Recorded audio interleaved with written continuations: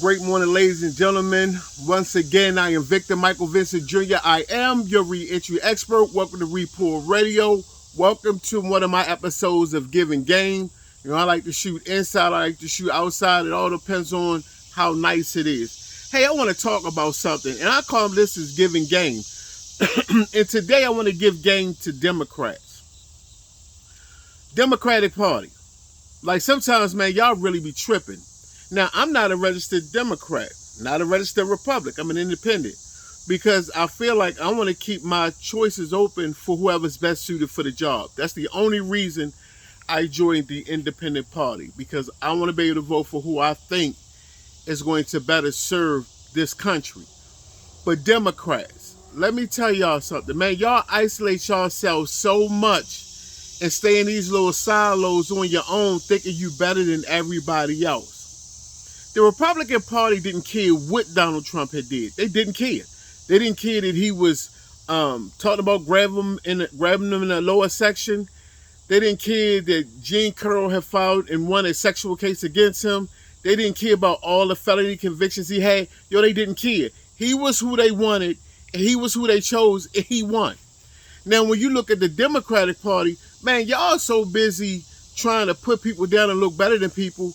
Y'all don't even see the fact that that's why y'all lost the election. That's why we ended up with this joker being in the White House. I'm saying this because I work with an organization called Second Chance Federation that's trying to set up the formerly incarcerated who are eligible to vote to go out and vote.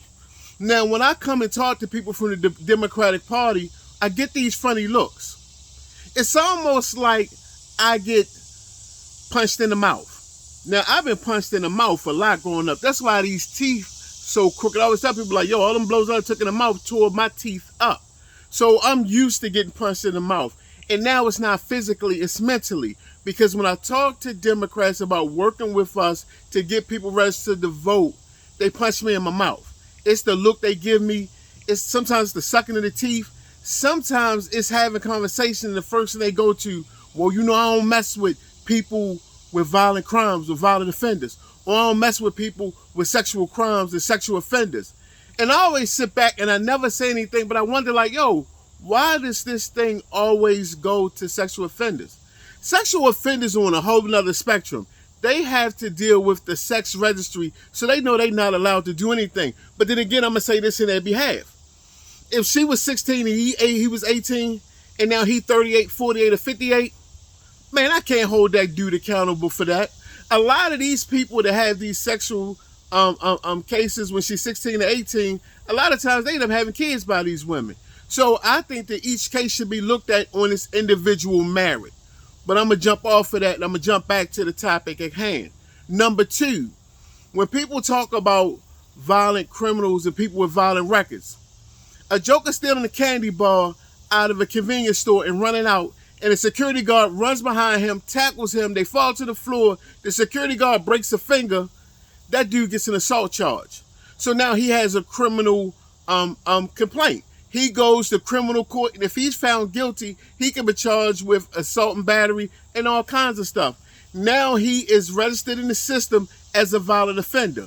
Look at cases on their merit. But what I really want to say is there are 9 million formerly incarcerated people right in here in America who can vote, but they're not registered to vote. Number one, because they either don't know, or number two, because the system has beat them up so much, they done checked out. So if we could get those people registered to vote, then we wouldn't have as many issues of people winning votes by 18 and 23 votes. Because see, in the state of North Carolina, there were people who won elections by 18, 23, 25 votes. And if you had people with criminal records who are eligible to vote, to sign up to vote, we could have won those seats. We can elect who we want to represent us, who have our best interests at heart. And when I say best interests, I mean normal, everyday working class folk who's struggling right now with gas prices being so high, food prices being so high, education being so high. Man, we should have somebody in office to make sure that we're looked out for, as opposed to the rich always looking out for the rich. Once again, I'm going to say this. Yo, stop trying to hinder us and look better than us and realize that we have something to bring to the table. Yeah, we got in trouble. Yeah, we went to prison. But a lot of us want to change our lives around. And the only thing that's stopping us sometimes from achieving success is you. You want to be better than us. You want to think you better than us. You want to say you better than us. You want to tell the world that you better than us. Because a lot of times people go behind my back and say, yo, you know Vic was locked up before. And people are like, yeah, I know. People go back and say, yo, you know Vic used to get high back in the day. People are like, yeah, I know. Because I tell everything about me. I'm that unusual person with a criminal history. Because I really don't care what you think about me. I'm going to move the way I want to move because I know the high power drives me in the way I move. But once again, he's also looking at what's going on, and he's probably up there saying, wow, they still don't get it. The reason why they can't win and bring a strong move front to this country is because they're too divided amongst each other. Once again, ladies and gentlemen, today is Sunday. Man, go out and have a great work week. Have a great week no matter what you're doing, whether it's going through training, going to school. Man, get yourself involved in something that's going to make you a better person. Whether studying, meditation, religion, do something for yourself. We always find ourselves busy trying to run the rat race, trying to get ahead.